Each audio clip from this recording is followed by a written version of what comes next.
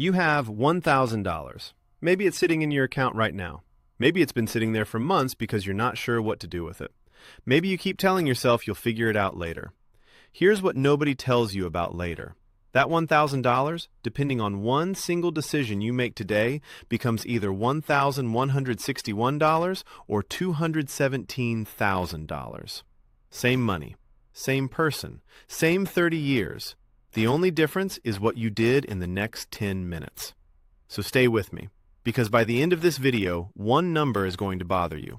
Not in a scary way, in the way that changes how you think about every dollar you touch for the rest of your life. We're going to follow our stick man through 3 paths. Same starting point, same $1,000. 3 completely different endings. Let's go. Our stick man is careful. He's not reckless. He's not lazy. He's just cautious. He works hard for his money, and he is not about to lose it. So he does what most people do. He walks into his bank, smiles at the teller, and puts his $1,000 into a savings account. The bank thanks him. The bank really, really thanks him. Because here's what the bank does next. It takes that $1,000, it lends it out to someone else at 7%, 9%, sometimes 22% on a credit card. The bank makes money on your money. Real money, consistent money, every single month. And what does it pay you for the privilege of using your cash?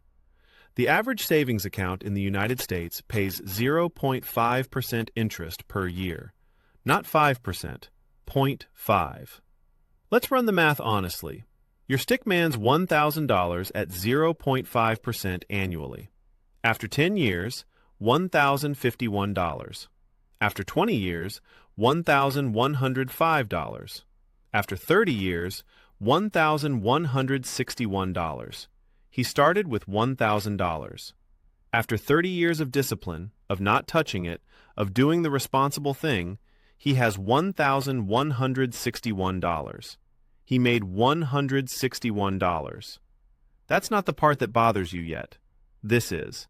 Inflation averages around 3% per year. That means every year, your money quietly, invisibly loses purchasing power. The groceries cost more. The rent costs more. The car costs more. By the time your stick man pulls out his $1,161 after 30 years, it doesn't buy what $1,161 buys today. It buys what roughly $478 buys today. He didn't just not grow his money, he lost nearly half of it. In real terms, silently, while it sat in a savings account being called safe. The bank got rich, your stick man got poorer, and nobody lied to him. That's the worst part. Let's rewind. Same stick man, same $1,000. But this time, he doesn't go to the bank. This time, he opens a brokerage account and puts that $1,000 into a simple index fund tracking the S&P 500. No stock picking, no day trading, no watching charts at midnight. Just $1,000 sitting inside a fund that owns a tiny piece of the 500 largest companies in America. Then he closes the app, goes to sleep, wakes up the next morning, and goes to work. The S&P 500 has averaged roughly 10% annual returns over the last 50 years, through crashes, through recessions, through pandemics, wars, and political chaos, through every single moment the news told you the sky was falling. 10%. Let's run that math. Your stick man's $1,000 at 10% annually, after 10 years, $2,594. After 20 years, $6,727. After 30 years, $17,449. He turned $1,000 into $17,449 without doing a single thing, without a second job, without a side hustle, without learning to code or flip houses or sell on Amazon. He just stopped letting the bank use his money for free. Now here's where it gets interesting. Because $17,449 is impressive. It's real. It matters. But it's not the number that's going to bother you. That number is coming. The compounding path. Same stickman, same index fund. But this time, he makes one small adjustment. Every month, he adds $100. Not $1,000, not a windfall, not a bonus, $100 a month. That's the cost of a couple of meals out, a streaming subscription, and a few coffees. Spending most people make without thinking. He redirects it, every month, into the same fund. And then, he forgets about it. Here is what that looks like. After 10 years, $20,655. After 20 years, $75,937. After 30 years, $217,132. $217,000 from $1,000 and $100 a month. Let that land for a second. He didn't get a promotion. He didn't inherit money. He didn't take risk. He didn't sacrifice his lifestyle in any meaningful way.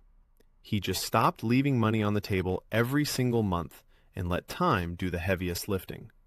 This is compound interest. And the reason nobody feels it is because in the beginning, it is almost invisible. Year one, your $100 a month earns you maybe $60 in interest. That feels like nothing. That feels like the math is broken. But compound interest doesn't work on a human timescale. It works on an exponential curve. The growth at year 28 is not the same as the growth at year 3. It is not even close. In the final 10 years of that 30-year window, your stickman's money grows by more than it did in the first 20 combined. The machine starts slow.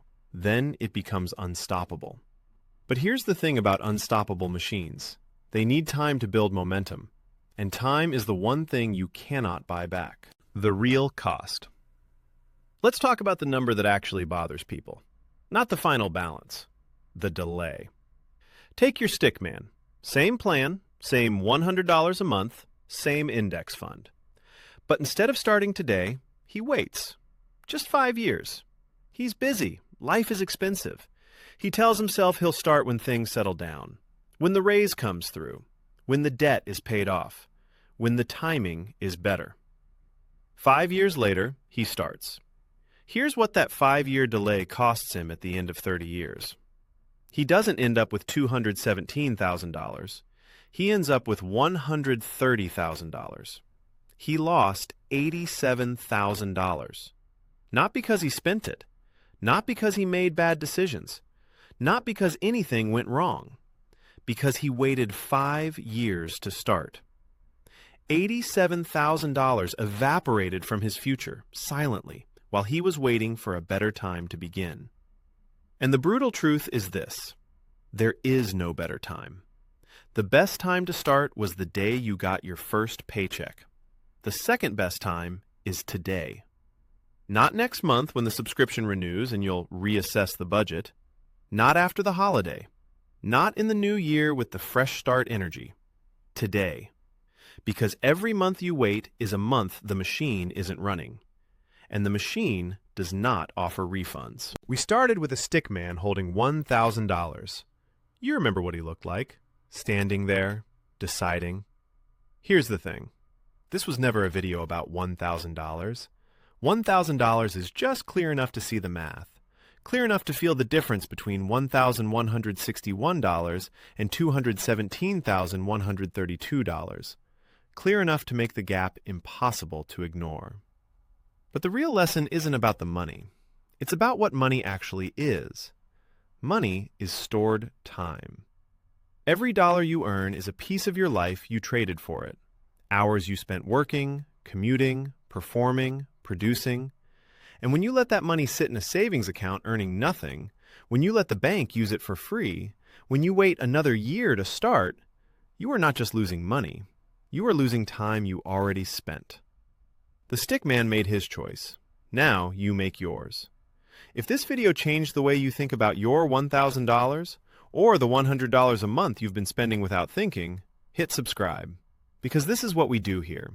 We take the financial systems that were built to confuse you, and we make them simple enough for a stickman to explain. See you in the next one.